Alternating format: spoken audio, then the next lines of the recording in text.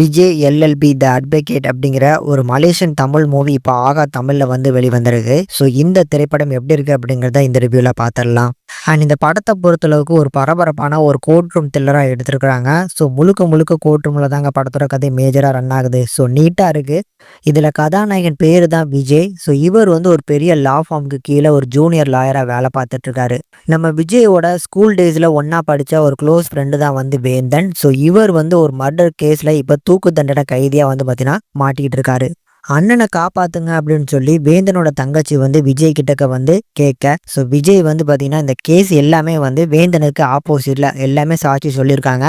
So இந்த இதில் வந்து கொஞ்சம் சிக்கல் இருந்தாலும் கண்டிப்பாக நான் வேந்தனுக்காக இந்த கேஸை எடுத்து நடத்துகிறேன் அப்படின்னு சொல்லி வேந்தனை காப்பாற்றுறதுக்காக நம்ம விஜய் இதுக்கப்புறம் என்ன மாதிரியான முயற்சிகள் எடுக்கிறாரு, உண்மைக்கும் அந்த கொலை எப்படி நடக்கப்பட்டுச்சு, எதுக்காக நடந்துச்சு, அண்ட் இந்த கொலைக்கு பின்னால் யாரெல்லாம் இருக்கிறாங்க அப்படிங்கிறது தான் இந்த படத்தோட மொத்த கதையுமே. ஒரு நீட்டான ஒரு கோர்ட் ரூம் த்ரில்லருங்க.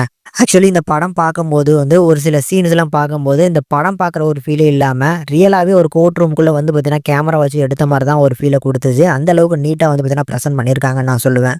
விஜய் அப்படிங்கிற ரோலில் பண்ணியிருக்கக்கூடிய நம்ம ஹீரோ உதய். ஸோ அவரோட பர்ஃபார்மன்ஸ் நல்லா இருந்துச்சு. அந்த கேரக்டருக்கான ரைட்டிங், அந்த லாயராக வந்து பார்த்தீங்கன்னா அந்த ஒவ்வொரு விட்னஸ்கிட்ட இருந்து அந்த கேஸில் இருக்கக்கூடிய நுணுக்கங்களை வந்து பார்த்தீங்கன்னா அவங்க வாயாலே வெளிவர வைப்பாரு பாருங்க. அந்த போர்ஷன்ஸ்லாம் சூப்பரான என்டர்டெய்னராக இருந்துச்சு.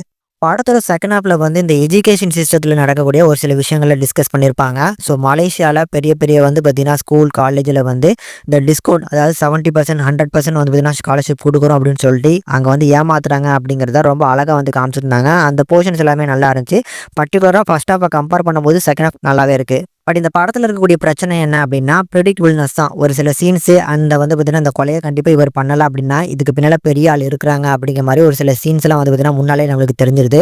அந்த மாதிரியான ப்ரெடிக்டபிள் ஃபேக்டர் மட்டும் பார்த்தீங்கன்னா அந்த படத்தில் ஒரு நெகட்டிவாக இருக்க தவிர மித்தபடி ஒன் டைம் கண்டிப்பாக ட்ரை பண்ணி பார்க்கலாம். கண்டிப்பாக ஃபேமிலிஸோட பார்க்கக்கூடிய ஒரு நல்ல ஒரு கோர்ட் ரூம் த்ரில்லர். கண்டிப்பாக முடிஞ்சால் ட்ரை பண்ணி பாருங்கள்.